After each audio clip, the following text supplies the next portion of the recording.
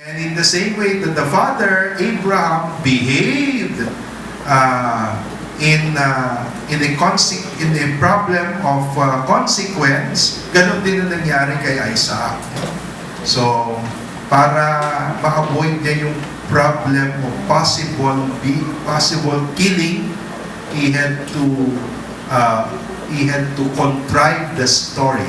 He had to make up the story na silang dalawa ni Rebecca ay hindi mag-asawa kung hindi magkapatid. Pero sabi dito,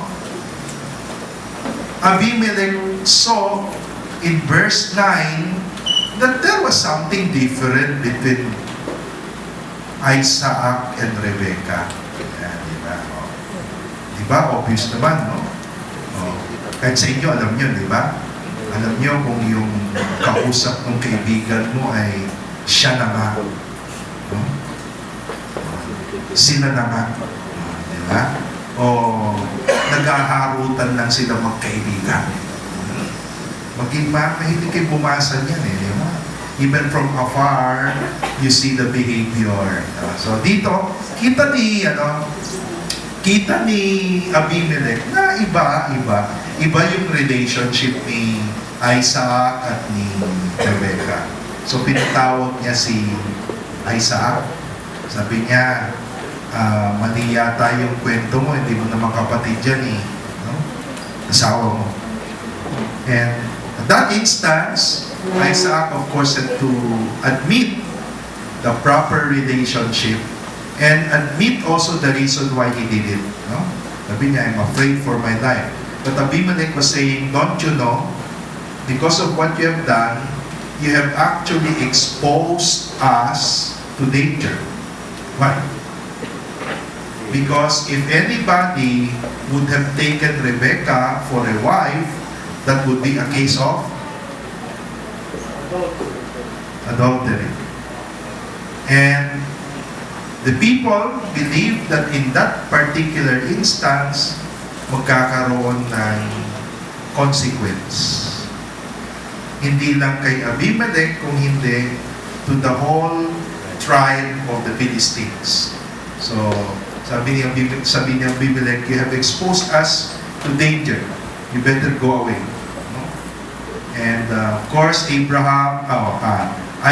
had to move out of the land, no? And this time, stay in another place. And that brings us to the second part of the chapter. Okay? From Genesis 26, 1 to 11, the second story is Genesis 26, verse 12, until verse 33. So, pagkatapos ng episode ni Abimelech at nung couple na si Isaac at saka si Rebecca, in Genesis 26, 12 to 33, we are made to see what happened to Isaac pag-move out niya. So, he moved out, and sabi dito, he started to till the ground. He started to also have cattle with him. Now, this shows verse 14. He had a possession of flocks and herds, a great household, so that the Philistines envied him. Now, una, itong ganitong description ng kwento ni Isaac shows to us that Isaac has, in a way, moved away from the lifestyle of Abraham. Abraham was a pure herdsman, no? Pastol. Pero dito, sabi, si Isaac was not just a herdsman. Isaac began to sow. He sowed on the land and reaped on the land. So that means he started to also be a farmer. Ibig sabihin yan, kung si Abraham dati ay nomadic, ano ibig sabihin ng nomad? No permanent address. Palipat-lipat, no? Lagalag. No permanent address. Kung saan may grazing ground, doon niya dadalhin yung kanyang flock. Nomad si Abraham. Pagdating kay Isaac, semi-nomadic. No? Nandun pa rin yung mga herds, umiikot pa rin siya, pero he started to stay in a place, to till the soil, to be a farmer. So he started to be attached to the ground. Okay? And it says here, the Lord favored Isaac with so much wealth. You know, during those times, when a person is rich, for them, that was a sure sign that God is with him. Yun yung parang description ng Old Testament. The Old Testament always equates material richness with favor from God. Kaya nga, when Jesus came,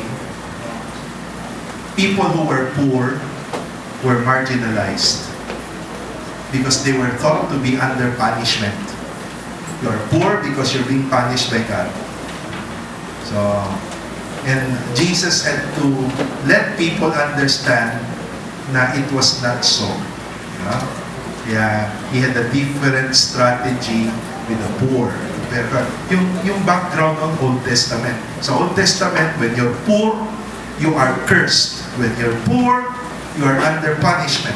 When you're poor, you're under chastisement. Yeah. So, dito, si Isaac, hindi, sabi dito, he was rich. So, it was a way of the Bible telling us that God so favored Isaac. Hindi lang pinabor, kung hindi, even the promise that were given to Abraham were renewed with Isaac. The promise of land, the promise of generations, descendants, okay? And of course, the promise that there will be a covenant with Him. So, you notice, ito yung pinaka-main point netong Genesis 26. Genesis 26 is trying to tell us how Isaac carried over the covenant from Abraham because Isaac also was very much like Abraham. Even in his character. Even in his alibis. Carbon copy. Carbon copy ng tatay. Kahit sa kanyang mga palusot. Carbon copy. And therefore, he is a worthy inheritor and a worthy perpetuator of the covenant. Whatever covenant God had with Abraham, He now renews with Isaac. Yan ang pinaka-main point na itong kwentong ito. Bakit halos pareho yung takbo, yung description, yung detalye ng kwento ni Abraham at ni Isaac. The Bible has to justify why Isaac becomes the real inheritor. In contrast naman, we have now coming into the picture in the last part, this is the third little story, verse 34 to verse 35, the closing part of the chapter. In contrast to all these things happening to Isaac, yung bandang dulo naman tells us about Esau. So by this time, Isaac and Rebekah already had the two sons. And one of them, the oldest one, is Esau. Now, sabi dito sa dulo ng chapter 26, Esau, at the age of 40,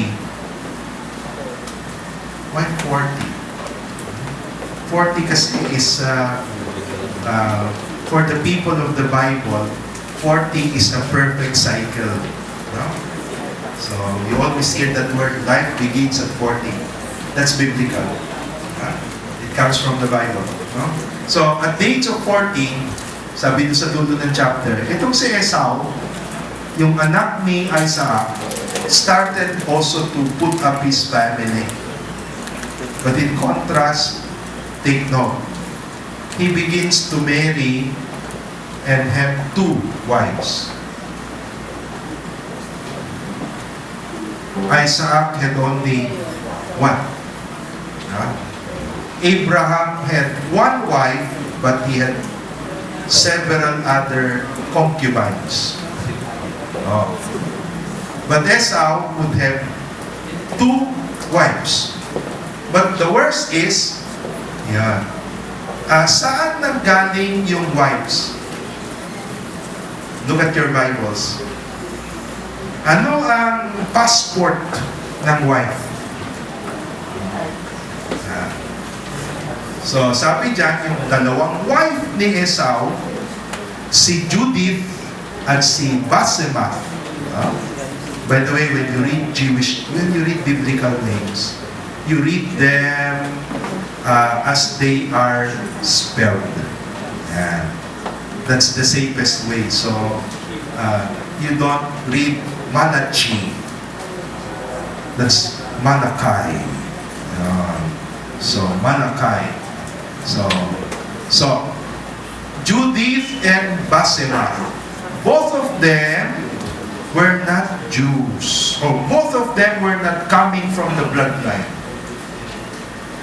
Si Rebecca came from the bloodline of Sarah. See? Later on, Jacob will also marry a cousin coming from the family of the brother of Rebecca, Laban. But Esau, sabi dito, began to marry 2 women who were not coming from the bloodline. They were coming from a group called Hittites. Siguro malalaki ang Hita, no? Hittites, no? So, they're a completely separate group, okay? Hittites. So, meaning, they do not only share, they are not only different, they are not coming from the bloodline, but they could have had a different religious belief. So, ano ang purpose? Bakit sa dulo ng kwento, sa Genesis 26, isiningit itong maliit na 2 verses about Esau? This is to explain to us later on why from Abraham, it is Isaac. But why from Isaac, the inheritor will not be the firstborn. The firstborn is Esau. But the inheritor will not be Esau. It will be Jacob. Because from the beginning, Esau began to be a problem for Isaac and Rebecca. So it seemed that he had a different orientation. He fell in love with 2 women who are not only different from a different tribe, but they could have had a different religious belief. So, of course, God's covenant has to be carried over by somebody who will have the same religious belief as Abraham, as Isaac, and that will be So more or less yun yung flow ng story. Gets nyo?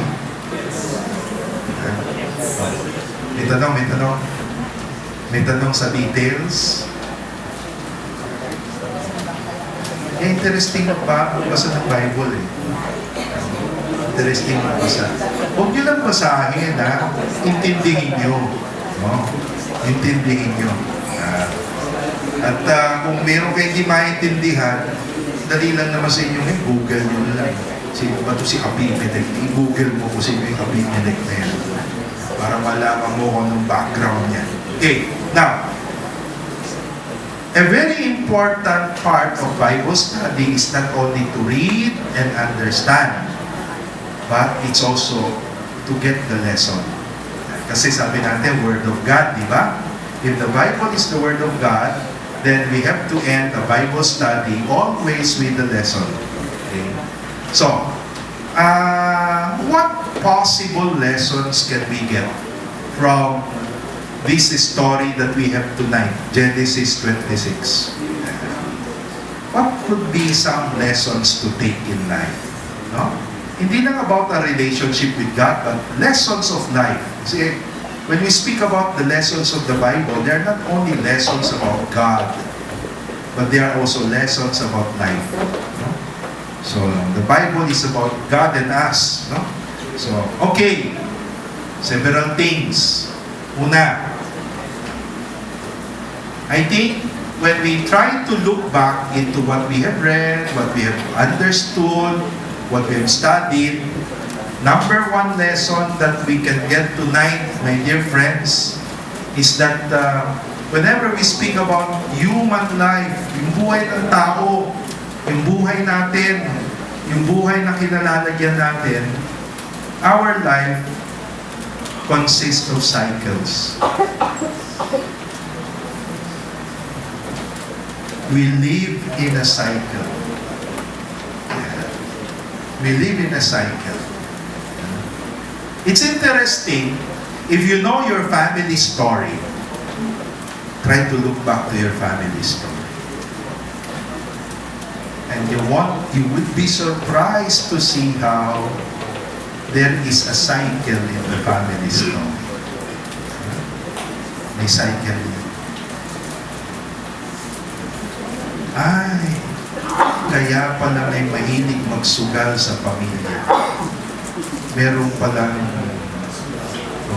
citizen ng casino nung araw sa mga lolo mo. May hari ng masyaw. Life is a cycle. It's a cycle. No? And that is, I think, the very first thing that we take note when we compare the story from Abraham to Isaac. There is a cycle that flows in life. No? Some of these cycles are good cycles. But some of these cycles are also vicious cycles. Cycles of vices. Kaya nga, there is need for us to be aware of that because, akala natin kung minsan, yung problema natin sa family, itong henerasyon na ito. Pero pag tinignan mo, hindi pala no? Yung problemang hinaharap ng family ngayon is actually something that could be rooted in the past of a family. That's why we speak of a family healing, generational healing. No? The wound of one generation can actually flow into another generation. Yeah, that's something that we have to be, I think, very much more aware of. No? It's not that God cannot do anything, but it's human nature. It's human nature. No? So, kapag nagkalamat, di ba? Pag nagkalamat yung isang bagay, chances are, kung saan yung lamat, doon palagi iikot ang kwento. No? Doon palagi. No? Kasi may lamat eh. Ganun din sa ating experience. Of course, something can be done, and when we will find out later, actually the story about Isaac and Abraham pretending that their wives are their sisters, yung ganong klaseng alibay, it would stop with Isaac. After Isaac, no further story in the Bible of a similar kind. It will be cut from here. So, it also shows that a cycle can be cut. So, that is one of the things that we have to pray for, especially when I see that my family is a certain cycle that needs the healing touch of God. Okay? Pangalawa,